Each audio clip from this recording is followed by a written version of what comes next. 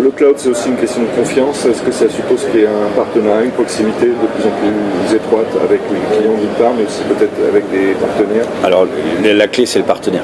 Dans cette partie-là, parce que le cloud éloigne, entre guillemets, le client de l'éditeur, puisque effectivement, le déploiement se fait plus sur site. On est sur des déploiements très itératifs.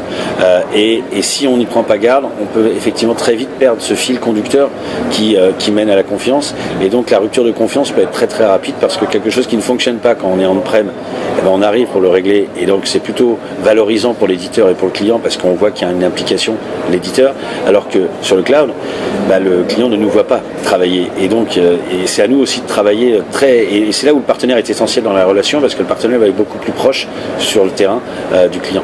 Là, on travaille beaucoup avec les telcos.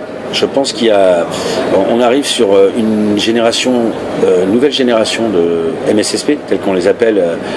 Donc, les Security as a Service va vraiment prendre un essor, et je pense que nous, on a une vraie réponse là-dessus, et je suis persuadé que ça va être une thématique qui va venir très très rapidement en haut de l'affiche dans les prochains mois ou dans les prochaines années. Le modèle qu'on vit aujourd'hui va tendre à se pérenniser. Le télétravail, la volonté des entreprises d'être beaucoup plus agiles dans la mise à disposition de leur infrastructure.